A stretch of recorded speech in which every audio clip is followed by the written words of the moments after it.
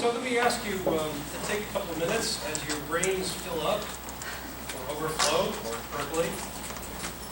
I want to ask you to take a quiet minute and then a loud minute and tell me what topics have come up today that you want us to return to. And then what themes you have seen, reflect back over the day, that you think are significant. I mean, for example, privacy is a theme, or mobile devices. I mean, they're just things that occur to me personally. So take a minute to think about this. If you have a device that can play this page, go over it. If you're taking notes, look at them. What topics do you want to come back to that we haven't really beaten to death? And what themes do you see coming up?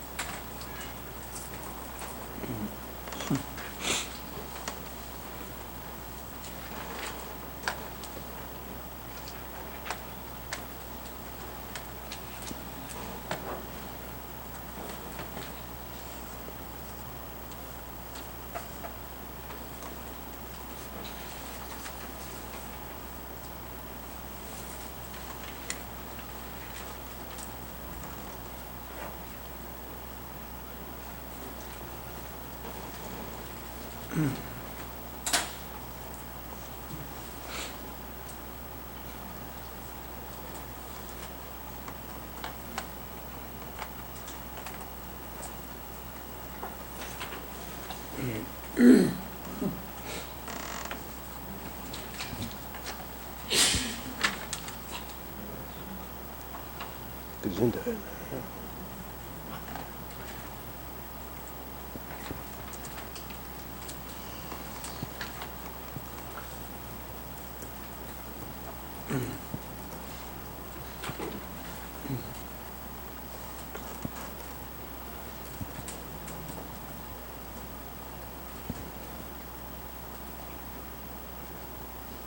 All right, that's a minute. So tell me with my fingers poised above the keyboard. I want topics that you want us to come back to that really need more time, and I want themes that you see coming from the day. So first, topics. What do we need to come back to? I guess it's a concept of filter failure, Yep. but not so much in terms of our everyday lives, but also in terms of technology in the classroom, because I think there is a thing as too much. Yep, good. Any other topics? Yes, ma'am. Yeah, I'm interested, I don't know if this is a topic, you mentioned prosumers Mhm. early on, and how scholarship is seeing that we have moved from consumers of information to producers of information to information production. And I think I'm a little bit interested, I am interested in kind of problematizing that. I'm not sure that we're producing anymore as much as we're disseminating a lot more. Oh, nice. And then I'm also interested in what does it mean for citizens to move to that realm of production in a late capitalist society? I mean, is production here the same as we understand production in economics? And because I don't know anything about economics, I think that's why I'm interested in that. Excellent. Any other topics, or are you guys full? Copyright? Oh, all right. Curious about that. Yeah, all right. You know, my PhD and what literature I'm best known for is Gothic horror. And I've always thought Gothic and copyright just go together so well. Copyright, all right. All right, if you insist. All right. Okay, now let's, yeah, oh, I'm sorry. You're like right off my peripheral vision, just like 1 pixel off. Thanks.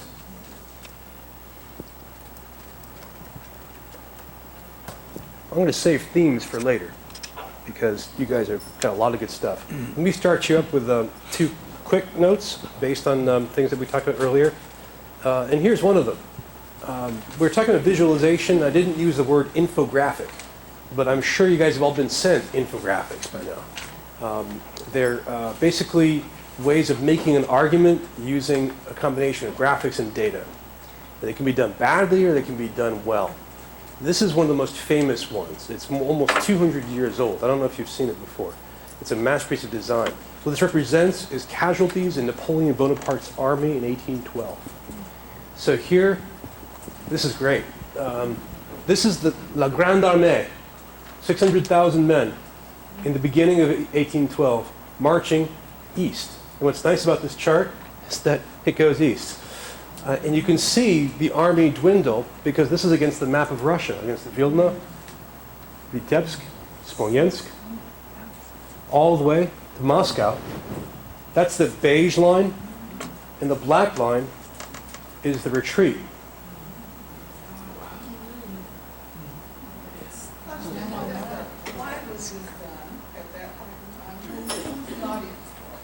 France. You mean the chart, not the invasion. Yeah.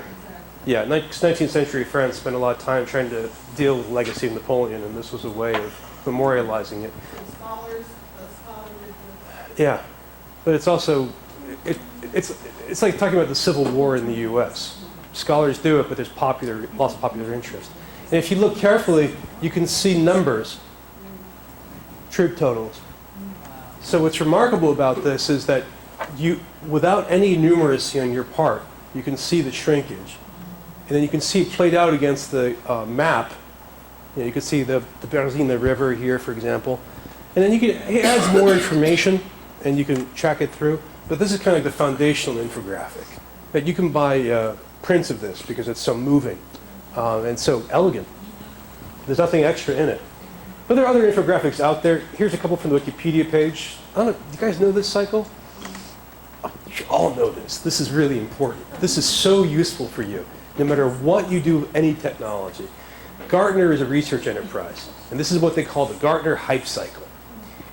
And it goes like this, and you all know it, except for you, because you're an Apple fan. It doesn't apply to Apple products. Serious. So, new technology appears, and it gets excited. People talk about it. Everyone wants to know about it. Everyone wants to use it. Their grandmother uses it. A college trustee hears about it. They want to use it. It appears on the cover of Time magazine. Everyone's crazy about it. And then suddenly, people think it's not perfect. It begins to plummet into what they call the trough of disillusionment. And it may die there. Second Life is still here. But after the disillusionment, people figure out it could actually be useful for something in a productive way. And there's what they call the slope of enlightenment and the plateau of productivity. So word processing is like this. It went through a big crash. Remember desktop publishing? How the kind of people stopped talking about it, but now we use it all over the place. So you can plot various technologies along this curve. And almost all of them can fit in different ways. Like 3D printing is on the way up here. Social media is here right now. All kinds of technologies can be fit along this path. I'm joking about Apple products, so they just stay up there and never come down.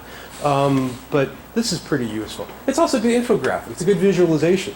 Yeah, you can. It gives you that roller coaster feeling, and you can use it pretty well.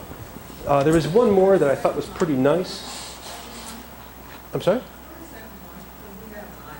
I put it there, and in public virtual world. See right there. They say public virtual worlds because there aren't any besides Second Life. That's one of the reasons it crashed. There have been no successors because the market is too small. I mean, you can do different forms of infographics in different ways like this, but they're pretty popular. So that's one point that came up earlier that I want to make sure was mentioned. And here's the other one. I just want to give you I don't opine too much, but here's one bit of theory from me. Don't let anybody call themselves a Luddite, right, around you, because Luddites were people, rebels, whose lifestyles were whose livelihoods were being destroyed by loom manufacture in early 19th century Britain. And they actually went to war. They had armed rebellion destroying the looms. Now, when someone today calls themselves a Luddite, first of all, ask, are you violently destroying iPads? And then we just say, usually they'll say no. Maybe they drop them, that doesn't count. But then here's how you disillusion them. You say, you're not a Luddite, you're an Amish. And they'll say, what? What are you talking about? I said, well, do you think the world is going the wrong way? Right? The world is choosing a different path that you don't think is right, and that you're trying to maintain a different path, a righteous path alongside it. They'll go, well, maybe. Do that. If anyone calls themselves a Luddite, because that takes the sting out of it right away. And we misuse the term Luddite to mean someone who's cranky about technology or doesn't like it. That's different. Call yourself a critic if you know. Anyway, I mentioned this offhandedly. You reminded me to come back to it, so that's what I'm talking about. It's like fascist, right? A term that, hey, you maybe stand over here, what a fascist. Academics, we shouldn't let ourselves talk like that, right? So let's go back to the topics that you brought up. Filter failure. Who's asking about that? Yep. So filter failure, technology in the classroom. And you're saying sometimes it's too much. Yeah, well, so for instance, let me just give you an example. First week of class, we're going through the syllabus, and I'm telling the students everything we're going to be using. We're using clickers, we're going to be on Piazza, they're going to be doing video discussions, we're doing PowerPoint lectures, their lectures are going to be on CITT, we're doing online quizzes and all this technology, and then I have a couple students come up to me after class, and they're like, I'm scared, I've never used this much technology in my life. So it's kind of like, okay, where do you gauge between too much and... That's a great question. How do you do it right now? What's your sense? Well, I mean, I kind of have everything broken down into different projects, so they're using different tools specifically for different projects, not everything all at one time. So it seems like a lot at first because I'm just telling you about everything we're going to do throughout the semester, but we're not doing everything at once. It's going to be paced out throughout the semester, but they're sitting there listening to this and they're like, oh my God. Are you the kind of teacher who brings all the readings in the first day to scare people? No. I love doing that. But it's I just tell them I'm the hardest testing professor on campus and they drop like that. But it's the equivalent though. It's the equivalent of doing that kind of, and but like readings, they're paced out over the semester. The technology. Yeah, they have the readings paced out over the semester. I use the clickers with my lecture for class participation, ask questions, and things like that. And then they have to. I assign assignments where they have to. I want them to like videotape their responses, and then we're bringing the librarians into the classroom via Piazza for their research projects, so they can interact with the librarian online and ask questions and get responses, and everyone can see those questions and responses without having to make a lot of trips to the library or make appointments and things like that. Well, it sounds like you've got a really technologically rich environment, and that over the course of the semester, it's well suited to them. But the intimidation factor is interesting. They're just scared. They're just like really. Right now, they're just like really scared, and some of them are like, I don't even know how to do this, or I haven't used this. And are they first-year students? most of them are.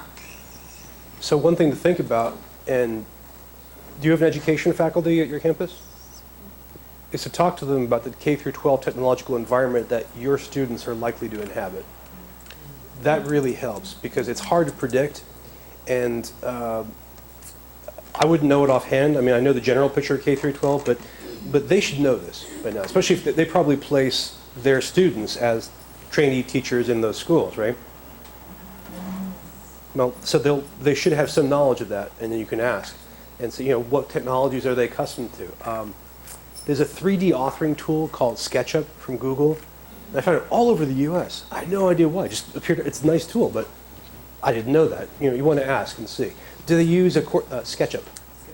They might use a course management system. I don't know. So it'd be worth finding out. Is the whole idea of a course management system new to them or not? So that's one thing I'd recommend doing. The other is, do you guys poll your student body for their technology use? Do you do a survey of that? They did something last year, I think, they did a survey of the students and what they used, but I'm not. Great. It's not positive.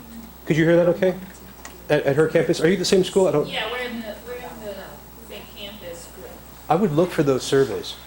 And they're great to do. For IT departments, they're really, really useful. And if you go online, there's tons of surveys you can use, like, how do you own a laptop? Do you use the following tools? Word, Skype. And the results should be useful for you. I think also, personally, I love having students do those surveys, because it's a great way for them to learn how to do surveys. Right? So I think those two things would help you a lot. One interesting thing to think about, I'm not sure how you'd act on it. This depends on what you get from the first two. Is to think about how comfortable they are with mobile phones. I mentioned to one of you guys this at lunch. There's a wonderful research project that you should know about. This is the best way of looking at how Americans use technology. The Pew Internet and American Life Project just does these really great social science surveys of how humans in America use technology. So they don't have any buzzwords, they don't have any Silicon Valley money, they're just really grinding social science. It's extremely useful. And these become enormously influential. They pump these out about once every 2 weeks. You guys in the back, librarians, you know about this, right? This is very, very smart stuff. And one of the things they found that I'm not sure what to do with yet for you guys, I've told other campuses what to do, is they found that when using mobile phones, Hispanics and Black Americans make more use of mobile phones than white Americans do. And they found this for years. And it's for accessing the internet, for uploading images, all kinds of stuff. And this key, I mean, it's a serious difference. It's like 10% difference again, it's really solid. And you can think of reasons for it. Economically, you know, where Black and Hispanic Americans tend to have less money overall than white Americans, so they're less likely to have internet at home and so forth. But I wonder, I mean, I talk to rich white schools, largely white schools, and I tell them, if you are interested in social justice, push more content out through phones. If you're interested, then they usually get embarrassed. But I wonder, you might want to think about phones and wonder about what kind of work they can do on phones. I mean, I was telling you to think about having your students shoot video on phones. It's something to think about. I don't have a precise recommendation, but it's something to consider. The people who are afraid, they might be more afraid of laptops than of phones. You see what I mean? Think about it. See if it happens. That's a good question. Do you guys have any other filter comments or filter thoughts? No? Okay, there's a different topic. We can twirl this around to a different level, which is the prosumer revolution. It's often called that, actually, where now people are producers of content. You may have heard that for Google and Facebook, you are the product, and it's largely true. I mean, Google, what's the way Google makes money? You guys don't know? Their main income stream? The ads. Well, your behavior online shapes the ads, which can be entertaining. So, and it happens with Facebook too. A friend of mine made a lot of jokes about Russian brides, and suddenly got all these great ads. You know, I gave up caffeine, and I got all these like substance abuse ads on my thing. But I blogged about giving up caffeine, and for Google, that's really useful information, right? You guys posting about your dog on Facebook or Google searches, that shapes things, right? So when we talk about prosumer, in the sense you're producing to be consumed, it's almost accidental. Like Amazon. You know, the more you browse on Amazon, the better the recommendation system gets. I mean, as a consumer, I'm kind of glad about this. But on the other hand, I feel I wish I should get paid for this in a sense, right? You know? Yeah, please. I was going to say, with the bubble technology, though, the downside for research is that the more if you're looking for flowers and you always click on roses, right, the more results coming back to you for flowers will always be roses. So if you're doing research and you want a broad swath of information, after a while you're not going to get it anymore. So you've got to really go contrary to, you've got to make an effort to get a broad return. This is a guy named Eli Pariser? Yeah, Eli Pariser has this idea. I don't know if you've noticed this. It's worth it as an experiment. Sit down with somebody. Each of you be signed into your own Google accounts and Google the same term and then compare results. They'll be different. Wow, which is wild. You know, so when I search for baking now, I get a lot of gluten-free recipes because I do a lot of gluten-free baking. I didn't 5 years ago. You know, but if you search for baking, what would you get? It's interesting. This filter bubble idea is kind of tricky. You're absolutely right to bring this up. And so I sometimes search using a different search engine just to get out of that headspace. Yeah. Yeah, it's a good idea. But you brought the prosumer idea as an issue, and I just wanted to mention that to start it going. You know, we are happy to trade away our privacy in many ways for free stuff. Or so I don't know, you guys all have this when you go to the grocery store. You get on your receipt, you get coupons based on what you buy. So if people worry about privacy online, I usually recommend them to look at that first, because what you buy at a grocery store tells you a lot about a person. You know, pregnancy test. That's interesting, right? But we're happy to do that. We're happy to teach Amazon what we like because the recommendation system is good. You guys all use Netflix, right? People who viewed this also view that. We're kind of happy to do this. We don't really complain, you know? So that's one side of the prosumer thing. It may be that in this stage of capital that more of our production is symbolic, using symbols, and less in terms of manufacturing. Now, so that's one thought. Well, we have to consume certain technologies to be producers.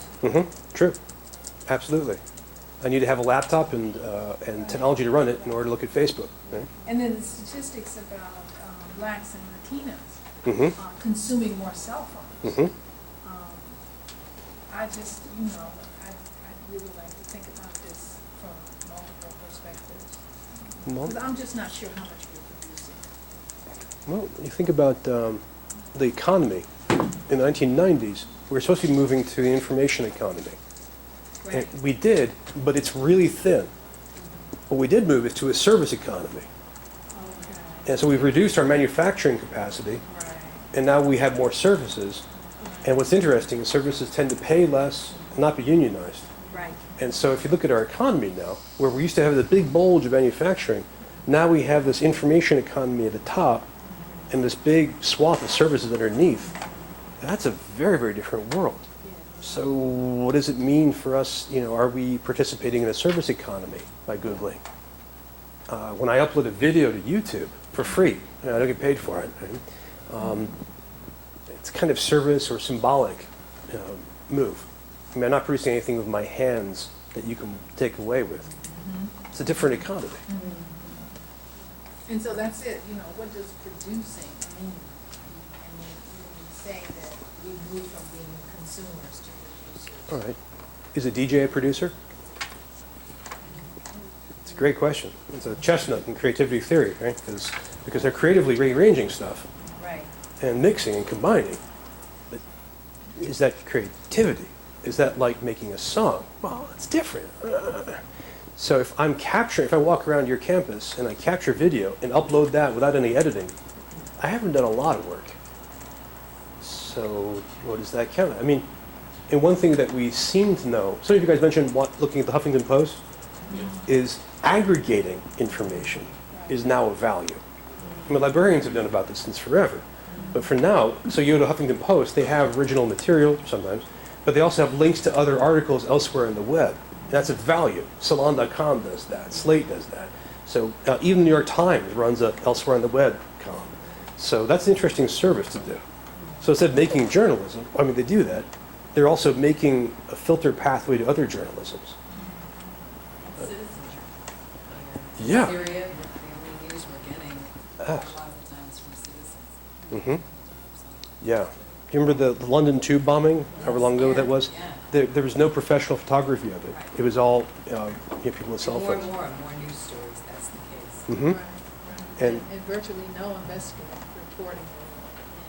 Yeah. No. And that ties into another part of the economy. But the citizen journalism is really interesting because we're getting new viewpoints. I mean, have you watched Russian dashcam videos? No, I haven't. Oh God. Go to YouTube, type in Russian dashcams, and then on behalf of my people, the Russians, I welcome you to the strange world. Russia has this problem, has many problems. One problem is with car insurance. It's terrible and often fraudulent. So most Russians have a webcam, a video camera on their dashboard because they need to take that to court to get a claim if they're in an accident. And so, but they record other things. So remember when that meteor fell over Chelyabinsk? Yeah. You have many, many photos and video clips of that in front of someone's car. Someone's driving, then they suddenly stop and you go, wow! This thing comes across. They're videos, they're short stories. of people videoing things of all time. So, of all kinds of stuff. In fact, last week, some of you may have seen this, in Taiwan, there was a great dash cam video of a boulder falling off a mountain and stopping in the middle of a road, which is shocking. Right? And the car next to it just stops, puts on its blinkers. So this is a whole, in terms of video and film history, this is an amazing time. In fact, there's a great documentarian, Errol Morris. I was interviewing him about this, and I said, so what's the biggest impact of technology on video and documentaries? He said, you don't need to shoot anything anymore. What do you mean? Well, there's so much stuff available, you can just rearrange things. So is that production? You know, if I'm going to shoot a video of a car, here goes a car down the road. I don't need a video of that. There's tons of videos that I can just use instead. Am I being creative? It's a great problem. What a teachable problem this is. I think, you know, students would love to play with this. You know, use my DJ example, right? Use a dash cam example. Anyway, that's a great topic to bring up. Good topic for a book, too. Mm-hmm. Someone else mentioned, all right, let's get Graham. Copyright. All right, go on.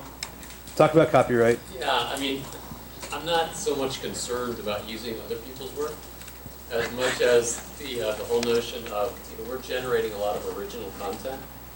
Who is we? This project, well, like my blog is an example. Right. Everything is original about it. It's like an online textbook. It is. And it's completely public. Are there any pitfalls that I need to be aware of, or folks like me generating this stuff in terms of other folks' access? I mean, I'm not looking to sell it or anything like that, but are there any abuse issues that I need to be aware of? Yep, there are. I need to give some context for this. This is so strange.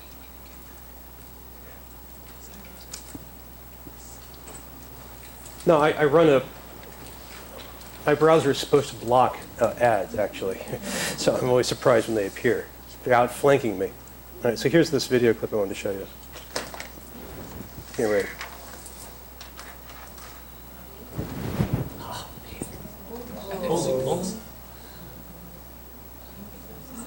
Wow, goodness.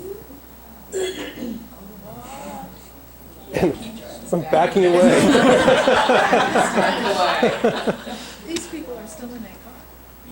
Yeah. Anyway, I thought you guys wanted to see that. That's what. That's pretty good. Yeah, Americans aren't doing much dash cam stuff. You can buy dash cams; they're cheap, like $40. But that's just one example. You know, when I go through airports, I always resist from videoing Homeland Security because I know they'll do something bad to me. Okay. Quick thing about copyright. You don't need to formally copyright your work for it to be copyrighted. You don't even need to put a C for copyright on it, although that might help if you want to sue in court. If someone comes after your stuff. Sometimes when it comes to copyright, you're worried about plagiarism, not copyright violation. You're worried about someone using your stuff and not identifying you. Correct. And I think that's, in many ways, for academics, that's our biggest fear. Because most of what we do isn't monetizable. But you want credit, and so you have to go after them for that. I think that's basically academic publishing. We're accustomed to that. Unless it doesn't bother you, in which case you don't worry about it. But that's something to look for. So you might want to have a Google alert for your materials to see what happens to them. The other is if they involve student work. If your students are doing work that you then web up, to look for what they'll be doing with it. And so, if in that case, I'd give the ownership to the students and let them handle it, and be a good learning for them. And if it's more their work, they're rising young folks. Let them think about it. You might want to think about using a Creative Commons license, just because that's easier to claim and attach to something. You know about these, right? What is the last? Creative Commons license. No. This is. Hang on a second. Let me get it. This is founded by a major geek hero in Lawrence Lessig. So when you copyright something, you look at the C for copyright, and what copyright says is, I've got my book here. You can't use it. You can't use it unless I say you can, or the conditions I give.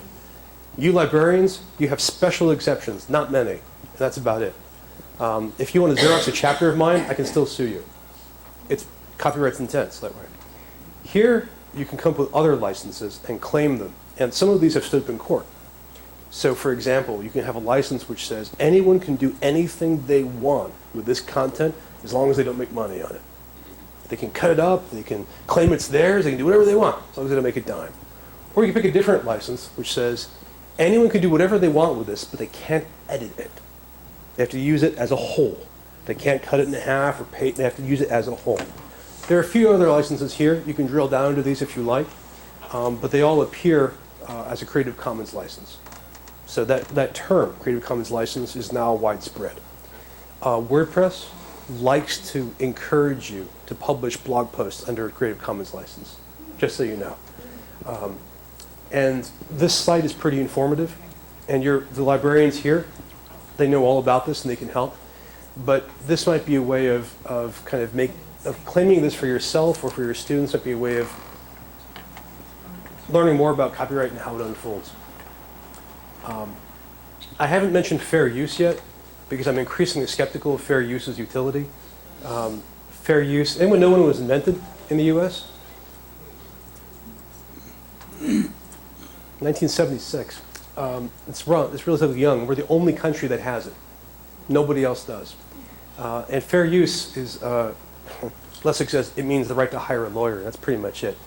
Here's how it goes. If you haven't read the law, it's wild. It's like something from science fiction. One part of it is, okay, you have a book about surviving laryngitis, and I Xerox the entire book. You can sue me. Okay, it's not criminal law. No cops are involved. It's civil law. You can sue me. And then the judge has to say, did Brian do this or not? Is this bad? So there's a fourfold test he has to apply. How much of the work did I use? A little is good, a lot is bad. Did I make money on it? Yes, that's bad. For what purpose am I using it? Education is a good purpose. And the science fiction part, did my use impinge on your future potential sales? So how you're doing this fourfold test is up to the judge. And the judge can determine however they go.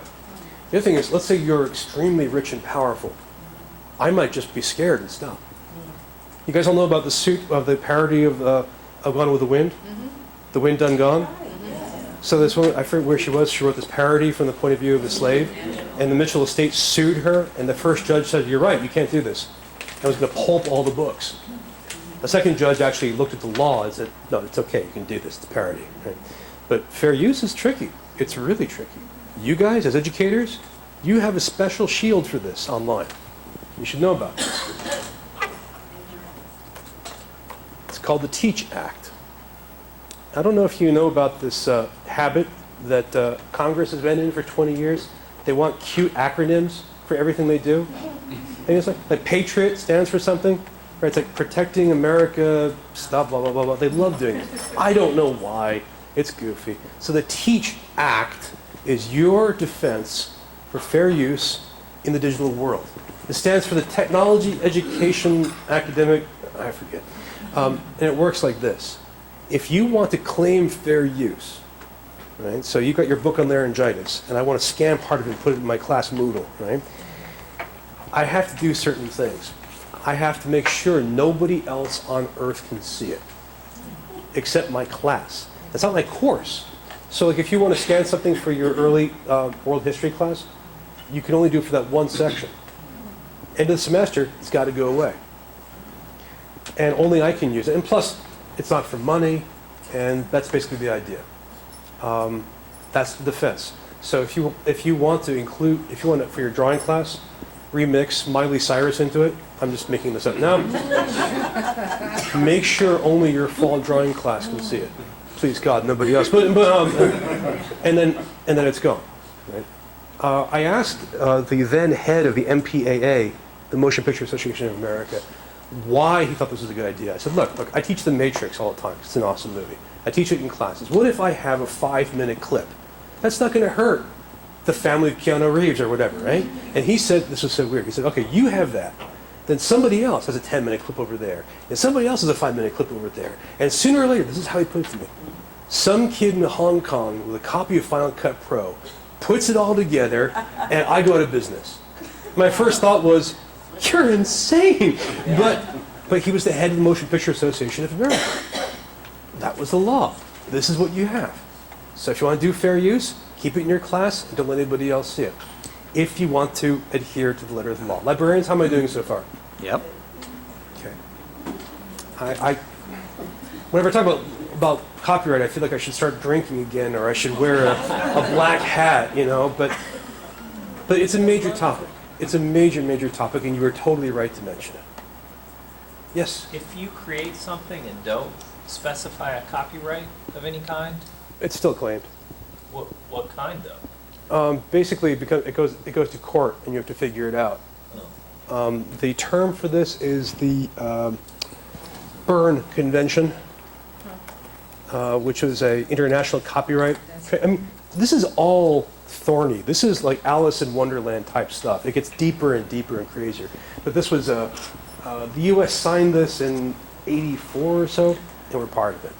Some lawyers will say it helps if you add a C for copyright to your stuff. I've never heard of a court case where that actually mattered. But you know, your book here, your publisher will copyright. They'll put the copyright stamp on it. But you know, the act of fixing your work in some medium is how you do it. So This can be squishy. what about like the music infringement? There's always some battle about, like right now with the Marvin Gaye song and Robin Thicke's. Oh, right. So Robin Thicke is suing Marvin Gaye's family, so they can't sue him. It's like, okay, That's how I'm it really goes. confused. And you should be. That's how it goes. Well, the MLK I Have a Dream speech, right? Right, Same thing with the text of the speech. yes. I mean, I'm an open culture guy. I want people to share things. When my book was first pirated, I was so happy. Someone cared, and I want access to this stuff. But a lot of it descends into that kind of catfight of suing and countersuing, and it's where we are. It's where the law stands. And in music, sometimes goes the other way. Trent Reznor, for example, from Nine Inch Nails, actually keeps getting in trouble with his studio, with his label, because he keeps giving away his music for free. And the studio's like, no, we need to make money on that. And he's like, well, I want to get it. He was actually at concerts. He was giving away USB drives of his new album, just handing them out. And I think this is fascinating. It's up to musicians. What's his name from Metallica? Lars. Will sue anything that moves, right? Because they're crazy about this stuff. But music is weirder. For example, Paul McCartney got sued for a song because the family, I'm going to get the names of the song wrong. The song is My Sweet Lord. Yeah, you know this case? Because this is crazy. Because in the court, he was like, I guess I heard the song. I hear thousands of songs. I don't know. And it's not like a plagiarism case where you can say, aha, I found the book and quoted it. And he lost in court because of the great American principle, sue rich people. You don't sue academics. Why? We don't have anything worth suing for. It becomes really, really crazy with music. Plus with music, there are the traditions, right? Like you think of the blues tradition, copyright and blues. You know, these guys don't, it's all one big mass of music they're constantly pulling at. And you cook, right? Well, okay, but guess what you can't copyright? You can't copyright a recipe. Oh, you can't? No. That's why there's 1,000 recipes for almost everything. You can copyright a book of recipes, but not a recipe. And believe me, my recipe for sourdough bread is more complicated than some songs. But you can't do fashion. You can't copyright fashion. You can copyright a book of photos of clothes. But that's one of the reasons why fashion goes through trends so quickly. So that's why people can, like... Rip each other off? Yeah. You can buy this for $2,000 or this for $20. You can do a trademark, which is a different field, a whole different kettle of fish. But trademarks are small, right? So, you know, NITLE actually, our name is trademarked now, but not our work. Our work isn't copyrighted, you know. So, this is cuckoo world in a lot of ways, but it's broken down. It used to work. It doesn't really work now. It's random, and we don't. And people argue about this all the time. The librarians here are like, yes, we know, because this is where they live. Librarians fight for us all the time in law. It's pretty crazy stuff. I'm glad you brought it up, and I'll stop now. Because it's so crazy making. Last topic we had was online identity. Who was talking about that? Hi, what were you thinking about online identity? Well, how you present yourself and how you show up to the world. I mean, you know, on LinkedIn and all Yeah. the various things. Who are you? Where's your consistency? And in writing, there's such a thing called a writer's platform that brings all these various things together. So who are you? Well, in a sense, I could say, well, you can Google me, right? But it's totally splattered around the world, depending on what you look for and who you find. So let me ask you guys, how do you claim your identity online? If someone looks for you online, what are they going to find? What are a couple of the ways that you've staked claims? Yeah, hang on one second. Yeah, go ahead. Twitter feed, what information, Uh-huh. what sources are on the Twitter feed. Okay, because again, our Twitter is public, so people will find that. Okay, that's one. Yeah. No, my boyfriend and I actually Googled ourselves the other night, Yeah. just for fun, but did just an image search. See, this sounds so wrong when you say it out loud, right? Well, he confessed that like 2 weeks after we started dating, he Googled me then, and I was like, oh, I never thought to do it. 2 weeks late, and you didn't Google it? No, I didn't. But we did a Google image search, and almost all of the photos that came up for me were either from this library or my professional organizations. So I was really Okay. happy about that because Yeah. when you Google me, then it's presenting me as an archivist. Right. I'm very little of a lot of my stuff is locked down. But then when we did him, we went through 10 pages and couldn't find a single photo of him. And I Huh. was like, you're really doing something right. But has almost no presence Huh. online. Is that deliberate? Yeah, actually it is. We're not even Facebook friends, so that I can't like tag him in anything. But it was interesting. I was glad though that my little image search at least was professional. Yeah. Nothing personal. Now, it got there because the library and the organization webbed up pictures of you with your name attached to them. In a context, in a very specific context. So it was great. How about the rest of you guys? How do you stake your identity online? What else do you do? Two different identities. Yeah? Yeah, one professional, one personal. That's right. So you've got Jekyll and Hyde. Well, they're both high. But how do you very good. But how do you Stop it. claim them? Well, I have a specific username that I use.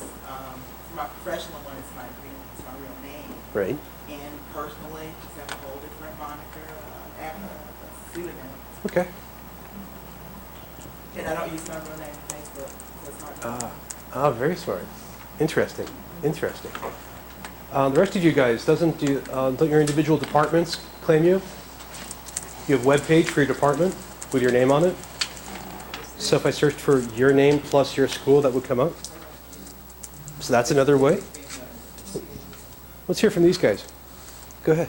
How do you clean up something that's not really that might be out there? It's a good question. Were you just going to answer that? It's very hard. And you have to go to the individual sites a lot of times.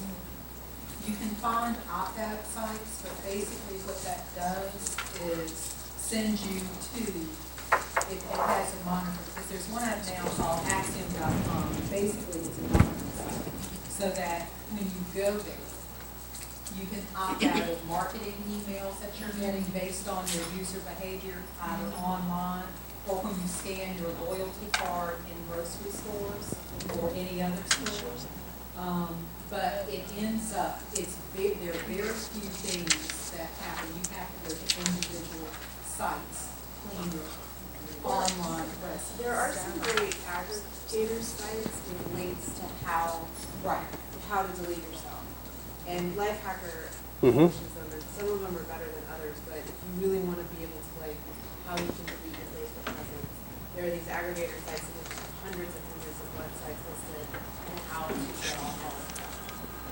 And they even categorize them by like easy to almost impossible to delete yourself. Some you have to write, I'm sorry, Courtney. Yeah. Some you have to actually write a letter. Yeah. You cannot opt out online. Which makes sense, because online I could always try and opt out for you. Now there's a flip side of this, which is the generate content to blot that out. Right? So, make a blog, get a Twitter handle, get on LinkedIn, start making these things, and then have, your name will start to, those bits of content will bubble up above that. Have photos from Flickr, have photos from Picasso. That's one way of responding. Yeah, please. I was going to share an experience I've had. It's quite strange, but it's appropriate here because this is a library. I am listed in an archive that I had no idea that I was listed in. And it was quite disparaging because it didn't represent my work. And when I called those archives, it was archive at a college.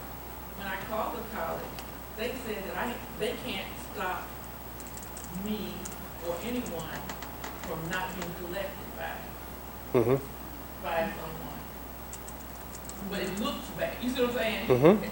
It says lesbian, a collection at Connecticut College, and a woman collected my article. Huh.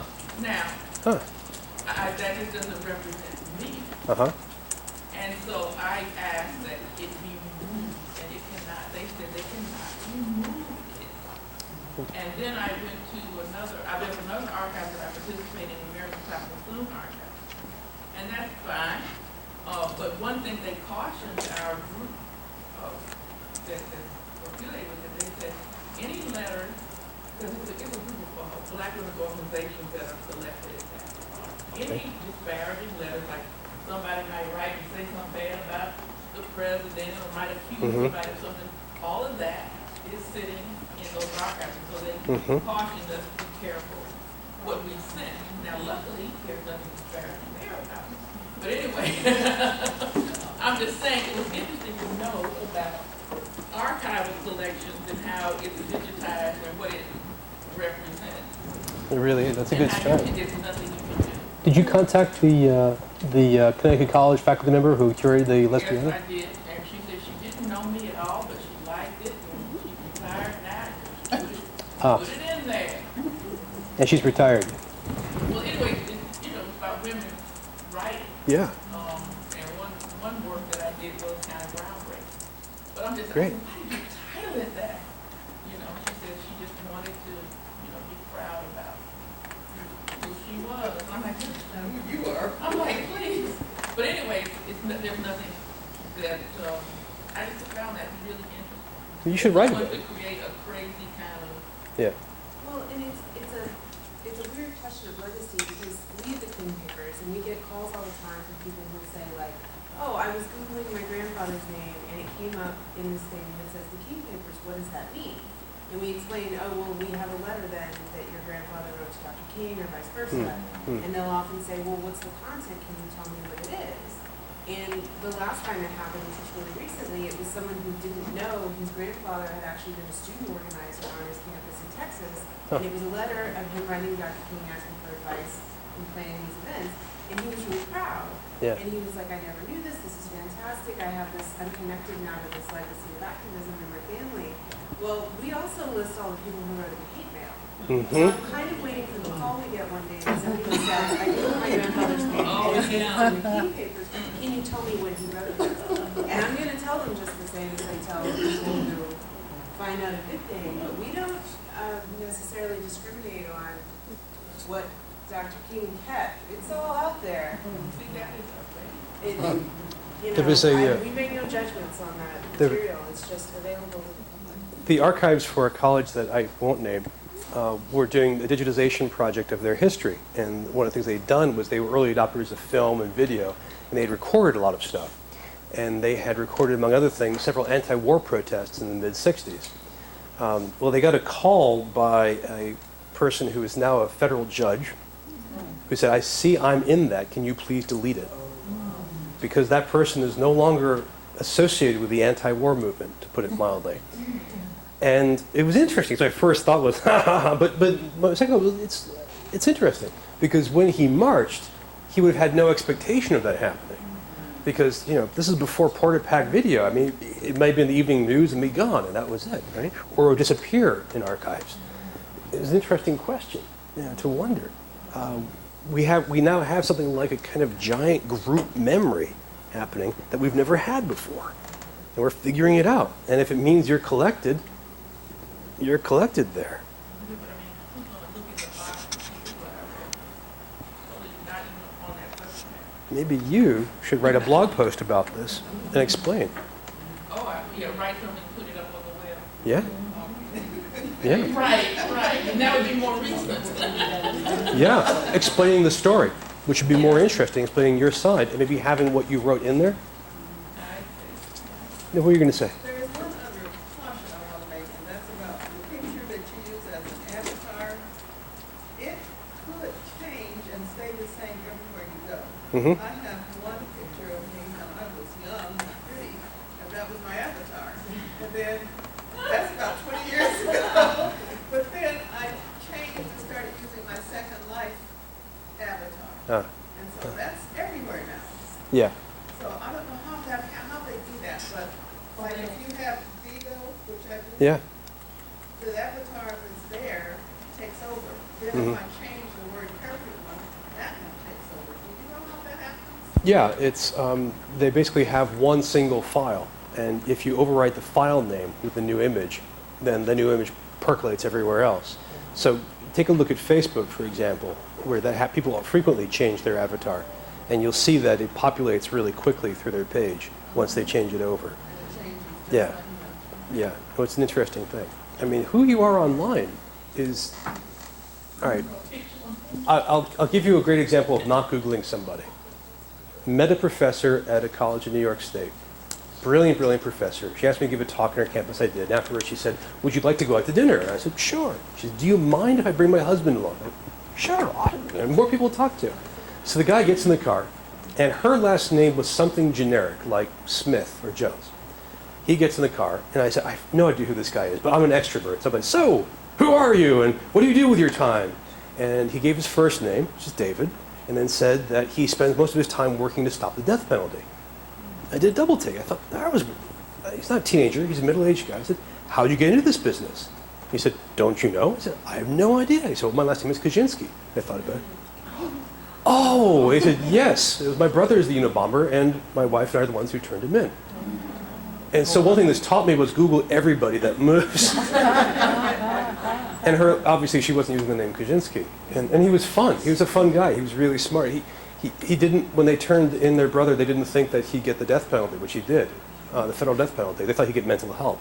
So, and they also got rich off the deal, because they got movie deals and TV movie deals. So he's been giving back to society by lobbying, right? Which is, at one point we were joking about technology, he's being very critical. And he caught my arm and said, "But hey, I'm not that critical. After all, I'm not my brother." That's really funny. Oh, God. I'm glad you could joke about that. That was pretty funny. But identity online is a pretty tricky thing, and your Second Life identity is largely invisible because it's off the web, right? I mean, if you have identity, exactly. Or if you do stuff in iTunes, that's also off the web, right? So what your web, it's a fascinating issue. Like the issue of production, it's one that's so discussable for students, in any class. I mean, after all, 18-year-olds are concerned about their identity. Well, here's an extra wing to it. That's a really big deal. Now, yeah, quickly, go. I was just going to say that one of the things that the Disability Studies Office doesn't really talk about is some of the accommodations for students seem to trump your desire to be.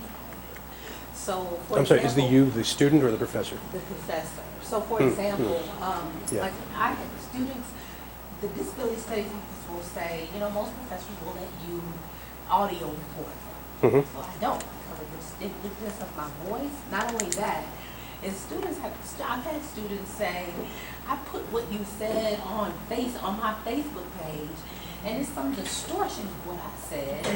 And so they are then in control of my representation, and I don't like that.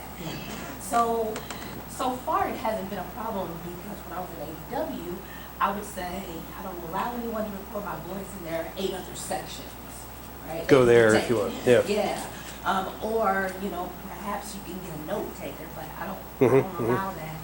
And when I was in ADW, when I called Disability Studies, the woman said, well, we'll have to see what the student wants. And I'm like, I get to have a want too, and I don't want my voice on her machine. But that's their office's job, right? They're advocates. Yeah, and what I'm beginning to see is that with respect to disability studies, faculty don't seem to have much authority, but my representation on the internet is very deliberate because I've been stalked before. Mm-hmm. And so I don't want people to know what I look like, where I live, So like my spellman doesn't have I don't have my face on the Mm-hmm. Mm-hmm. it's easy to find spellman. So, But does the departmental page have like your name, your title? yeah, it's my name and hyperlink, Mhm. title, but no image. What does the hyperlink go to? What? Yeah, the department's information, information on the English department. Okay. Yeah, but I like, my blog is E.M. Monroe. That's not my name. My name is Michelle White. But I do, the page is sort of inspired by my uncle. I linked to your blog, and I used the name E.M. Monroe on it. Yeah. I hope that's okay. Yeah. No. Okay. That's fine. And yeah, but I don't blog under my name for that reason. And then I also want it to be public, and I want people to know I'm an academic. I don't want it to seem like I'm teaching or nursing. So I'm very deliberate about how I present myself. And then students, seem to have this right to just define me in their spaces. Yeah. And I don't like that. My In the classroom, they also have that right. And if you discipline a student in the classroom, and that student has been recording your class the whole time, and then sends it wherever, to the parent or whatever, they have the right to do that. which is, it's an interesting balance. Yeah. I mean, in theory, you are two adults in a contractual relationship. And, if you're selling cars, I can walk into your establishment and take a photo of you in front of the cars, and you can say, no, go down the street to another car shop, right? It's an interesting dynamic. But just one thing to think about, that door is largely open now. I mean, it's really hard to maintain that symbolic door closed. I don't know if you guys have seen footage of classes shot by students. There's lots of it online. Some of it's very funny, some of it's very sad.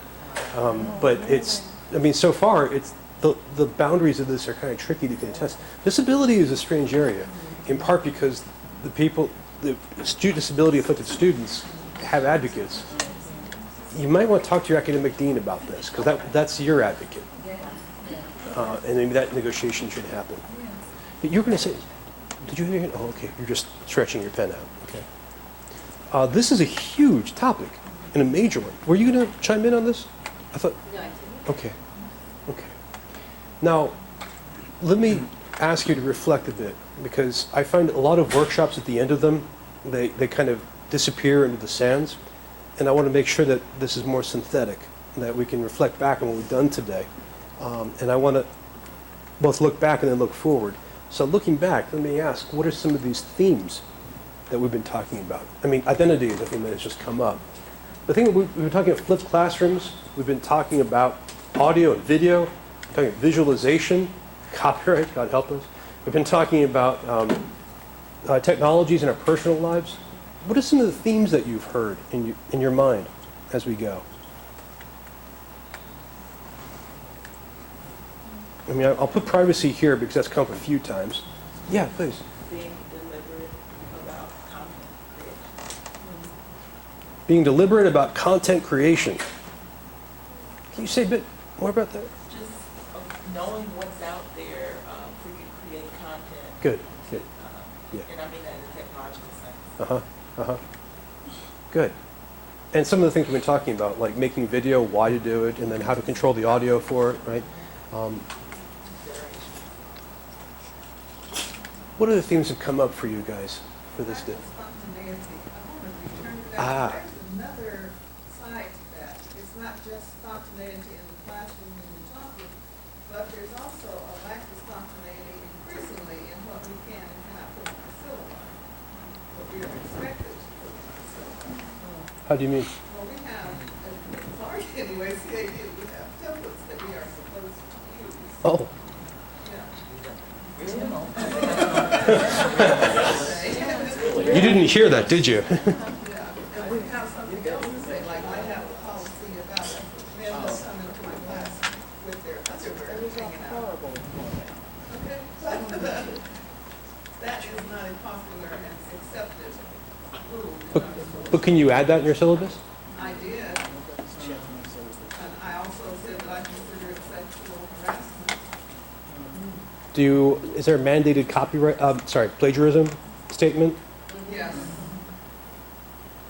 So spontaneity in syllabi is one, and then in classroom is another. I mean, it's one of the reasons why, I'm a big fan of spontaneity. It's one of the reasons why I've got this outline here, but I'm responding to what you're interested in. I mean, I think presenting what I think is pretty dull and easy, and it's what you guys think that is really intriguing and more important in many ways. What we do together is more important. The spontaneity is a big theme. What else? The whole filtering issue Uh-huh. is still a big deal. I mean, even from today's activity, I mean, I'm just so overwhelmed with the amount of information. It's been fantastic. So I'm going to have I to hear go you. back and kind of debrief and catch my breath and go through this again to kind of figure out what parts of this are going to be useful and not. I hear you. I hear you. Well, that's a question I'm going to ask in a second about that. It's been very positive. No, I appreciate both of those comments. And you know, what makes it worse is I'm holding myself back. You know, there's so much we're talking about. Well, these are major themes. And one of the things I like about this is that none of these are technological themes, right? These are themes that technology can play a part in, but these are things that are about what we do as scholars, as teachers, as staff. So let me ask you a different question, moving forward a bit. This is a practical question, which is it's like the filtering question, but it's a little different. How do you keep up with all of this stuff? How do you learn about things like passing around an iPad, about 3D application? What are some of the ways you do this? Link to your site.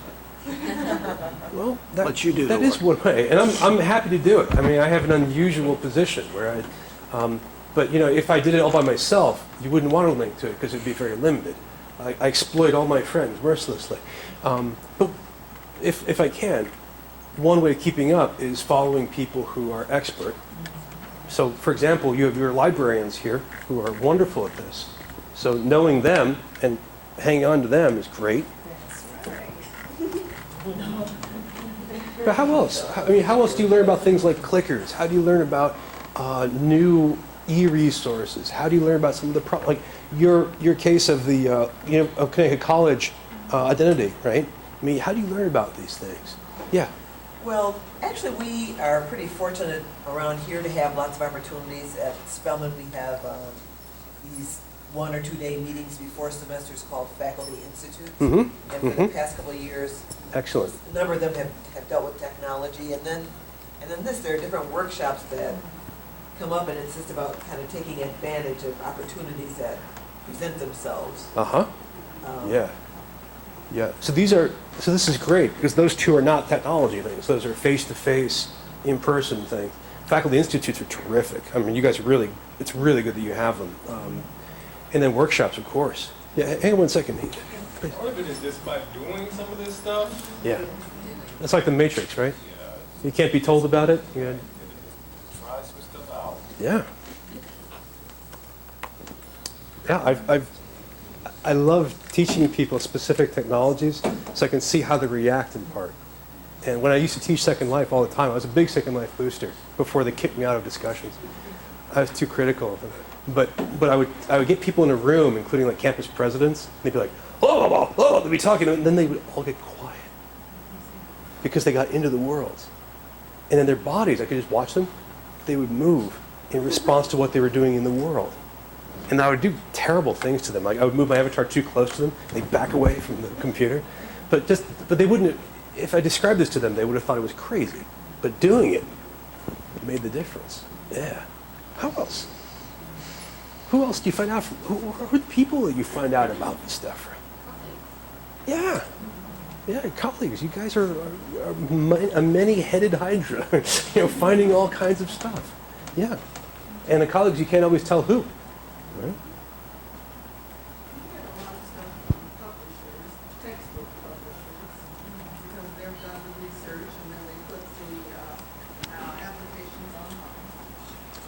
this is really important. Print publishers are right now terrified that they will cease to exist within 5 years. They are out of their minds with panic, and they're trying all kinds of stuff. So you talk to Pearson, you talk to all these guys. They're trying everything that works to stay alive, and so they'll definitely tell you things. They really, I mean, they're really concerned. The other thing about colleagues is you have to talk to them because they might not always talk. I had a colleague who's a Roman and Latin specialist. He was very shy and very quiet. And then I found out that under his desk, he had been running a server for a virtual world that he'd built by hand, entirely by himself. He just didn't tell anybody about it because he was really shy. I was like, amazing. I mean, it was mind-blowing stuff. He told his students. That was it. You know, colleagues are great. How about, oh, please. CIU has a wonderful faculty talk. Who does? CIU, Roger Mack. Thanks. And, you know, I try to take advantage of everything that they offer. Good. So why don't the faculty are trained? I hate to keep telling you good things about what you're doing, but this is another really good thing. Because ever since 2008, faculty development budgets have massacred across the country. I mean, because of the economy. So this is a really good thing. Yeah. I wanted to ask, I wanted to make sure we went over open access. I jumped right over it, and I'll jump right back to it. Thank you, because that's a good thing. It's an important thing. Yes. I use customer support services. Good. Good for you. I mean, when I really get Stuck? I call Apple's customer support. Are you nice to them? And they're pretty good to me. And you can actually go to their store in Lenox Mall, and they're really good about walking you through stuff. Good. Now, I mean, not all of them can do it. I mean, Google famously has no helpline, but ones that do, it's really good. If you ever have a good experience with them, it's also good to be nice to them. Oh, I love taking time to be, oh, okay. because they have a terrible job sometimes. Yeah, they I do. mean, all they get is abuse, Yeah. by definition. So if you say something nice to them, well, you guys are from Georgia. It's not hard for you to be nice. Yeah.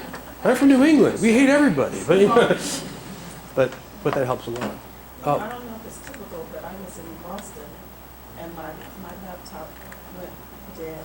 And I just walked into an Apple store and the guy, he didn't ask me any questions, he just was. Apple stores are really good for that. Yeah. I agree. At professional conferences. I was hoping someone would say that.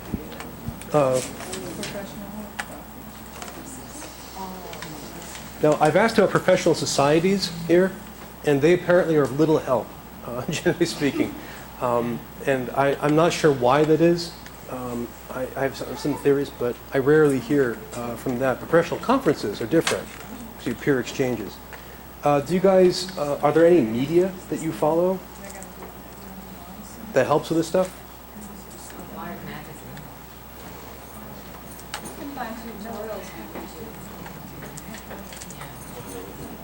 Yep. Yeah, Wired is pretty attuned to the future. They're really good. They used to have this great feature called the Japanese Schoolgirl Watch, because Japan is this strange country. It's about 10 years ahead of the rest of everybody. And so they'd follow teenage Japanese girls. I know this sounds crazy, because they'd be doing bleeding edge technology work. And they're the ones who are ahead of anyone with cell phones, for example. But that's a good one. Oh, yes, sorry. Prof Hacker, yeah. Just so you know, Prof Hacker and Wired Campus are huge deals for the Chronicle. Because the Chronicle of Higher Education is really... Am I still being recorded? Yes. It's very skeptical about technology. The last time I went to their offices, they had in a niche by the wall, they had a typewriter and a rotary phone. But the, what's it called, the two-piece phone? You know, with the little part? You know what I'm talking about? The like 1920s style phone? They had those there. It was like this great encapsulation of their approach towards technology. People sometimes call this the Technology, Threat, or Menace School of Journalism. So for them to do Wired Campus and Prof Hacker was a big deal. Really big deal. All right, let me leap back. Speaking of profs, and let's go back to scholarly publication, and we'll wrap up, because this is I don't want you guys to die of agony, and I want to make sure that we get what we're supposed to be done. So scholarly publication is going through a gigantic struggle right now, and no one knows where it's going to come out. This is a major, major deal. I don't know if you guys have known about journal prices. Please, librarians, don't cry yet. You've heard about tuition going up, right? Well, journal prices have been going straight line up. They've been making tremendous, tremendous price increases. Do you guys know? Do you have a big deal with any of the publishers? Capital B, capital D. None like the UC. Yeah. We have a couple of packages, but they're not Okay. quite as big. Okay. So this is a killer issue. This is driving librarians crazy because it's taking up all their money. It's taking them a huge amount of time, and the major publishers are making out like bandits. My favorite one with the best name, Elsevier, which sounds like a Mexican masked wrestler, right? Elsevier is doing tremendous profits all the time. So I'm sorry? So in opposition to this, we have the idea of open access scholarship. So you can, for example, publish an article on Ishmael Reed. I'm just improvising here. And you can publish it with PMLA, and it'll be locked down and all this stuff. Or you can publish it through an open access journal, which will make it available online for free. Now, there's a couple of different ways of funding this, but that's very interesting. And it's very exciting, because as a couple of you guys are talking about, you want your stuff to be read. You're not going to make money on it. You're interested in influence, right? So open access journals have become a growing thing. They're still a minority of scholarly publication, but they're making more and more headway. Mostly in the sciences.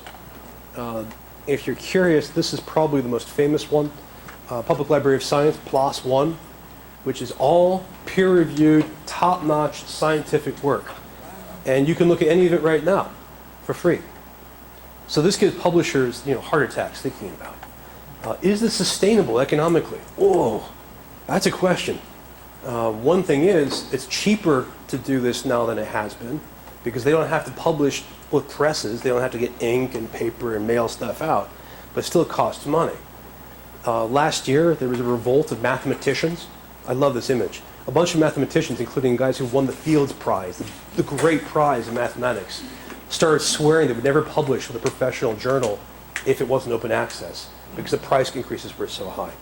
I mean, this is a weird kind of struggle, but it's possible that in your lifetimes, in the next decade, groups like PLOS One may dominate and may become the dominant form.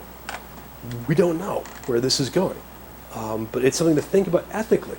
So if you want to publish an article or a monograph, do you want to risk your career, publish in open access, and get the word out for what you're doing, and make it more accessible to people who don't have money, who aren't in schools, or who aren't in the United States?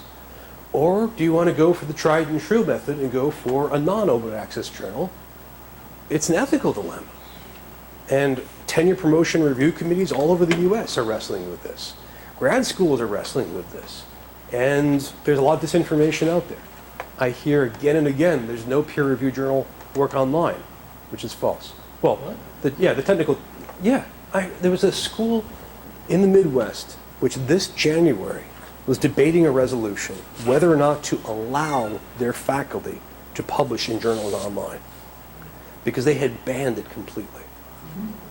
And I asked the dean, I said, the technical term for this from computer science is bullshit. And she said, yes, I know, but she had all these faculty, especially department chairs, who said, no, online you can get anything. So publish in print. And this wasn't a fly-by-night school. Right? So I forget who asked me to talk about this, but this is a big deal. We're talking about it here, that's why I want to. Now I'm talking about the publication side of it, not the form. So the publication is a big battle right now. In fact, I don't know if you heard last month, the American Historical Association advised PhD programs in history to allow students not to have digital dissertations, because they were afraid, this is how it works, that if a student writes a dissertation, it gets put online, 2 years later, the student approaches a publisher to turn this into a monograph. The publisher will say, no way, we've got the dissertation, that's good enough for us, sorry. That's the fear. So the AHA is recommending that students have the ability to keep their dissertations offline. So kind of going backwards in the digitization race.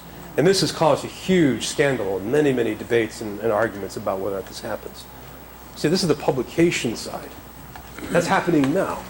But it also seems to be sparking a conversation around, I had a young lady to send me a text wanting to know if I thought it was best for her to get her PhD in an online program or Bricks and mortar one, yeah. program. And I'm like, well, it kind of depends on where you're planning to what? Yep. Or what discipline you're in. Yes. A lot of professional schools, they're still kind of out on that dissertation of getting a PhD in an online program, but yet some of them have gone to online programs offering PhDs. So I think we're kind of still schizophrenic about what it is we want. We know it's a viable market for people, but then people still seem reluctant, just like with the school about, online publishing in an online journal.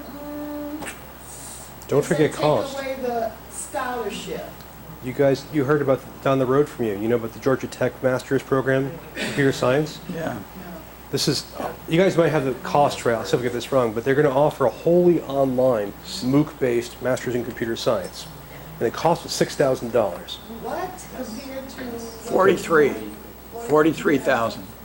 And so Georgia Tech. they're getting a lot of applicants right now.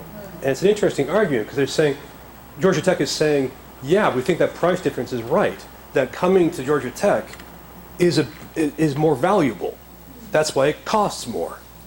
So you can get the core of it, the nugget of content, but you'll get a better experience if you come face to face. It's kind of like, I have a very inexpensive PC, right? Because that's what I wanted. I could have spent twice as much and gotten the Air. The Air, right? But, personally, I'm a thuggish kind of person, and I break small things, so I'm afraid of it. But I want to save money, right? So that's good enough for me. Maybe that's good enough for your students who want to get masters in computer science, right? And like you said, it depends on where they want to work. Yeah. So if they want to work for Microsoft or Intel, whatever, will that be enough? Yeah. And would they, this person has a goal to work in higher ed. So I'm like, for now? I don't know. Yeah, bricks and mortar for now. Right, and I told us, right now the verdict is still out. What schools, somebody comes to our department applying and they've got an online degree. I don't know if they would hire them right now in the department. And I don't know what that trend is around other departments. I really haven't heard that conversation, and I think it's a conversation in the academy we need to start having. We do. And then we come back to the cost thing again. Are Americans happy with tuition right now? No. Right, so what if you and I offered an English master's degree or English PhD wholly online? I don't know about you, but easily 2/3 of my experience of a PhD was me and books. Yeah. Well, I can do that at home, right? Well, what if we offer for a third of the price? I'm thinking a lot of happy consumers, right? But I have a neighbor who runs a lab for AT&T, and she's had online technicians, technicians with and she said corporate is getting it now. These people don't perform well. Yeah. And not only is the training suspect, but they have very little ability to interact, to do teamwork. right. Because they've worked so much individually So- by themselves. So now think about what that means for bricks and mortar schools, because you can in turn say, we offer that socialization process. We didn't used to say that, but that's a big deal, which means we actually have to do it. And do it well. Yeah. Which means, go back to your academic dean. Right. I know you have, but I'm saying in schools in general, they have to emphasize this, and that's not always easy.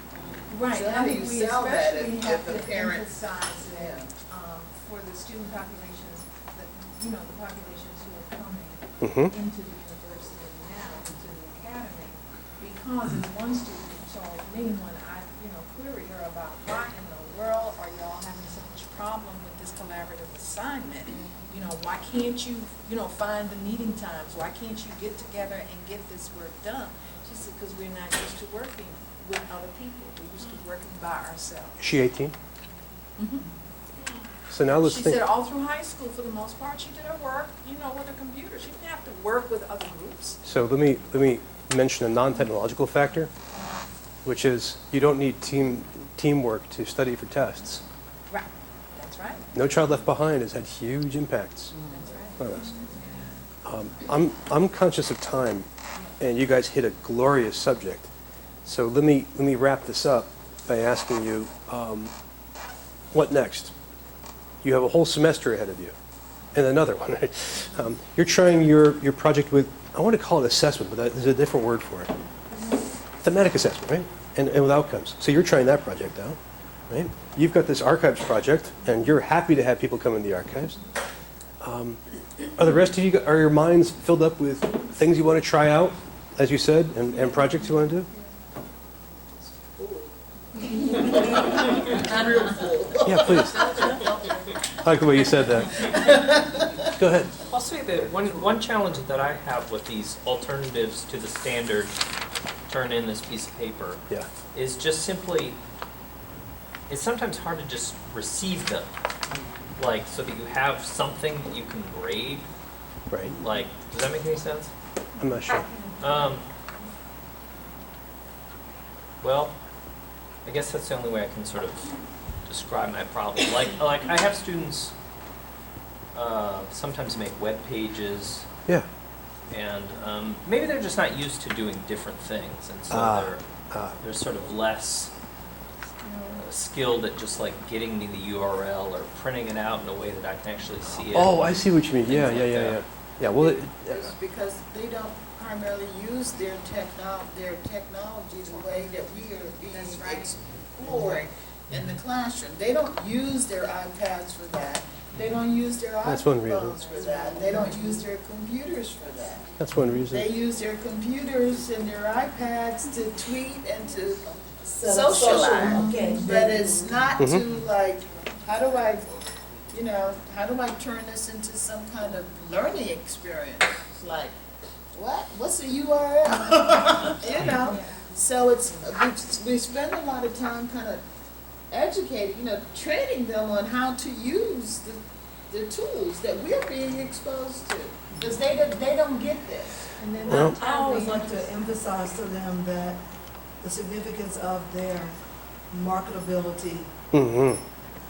in terms of where they're trying to get to.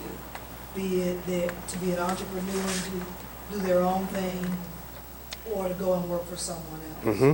And the expansion of the kinds of things he was describing, that in the real world, Yeah. when you get this degree, it indicates you should be able to deliver certain outcomes on the job.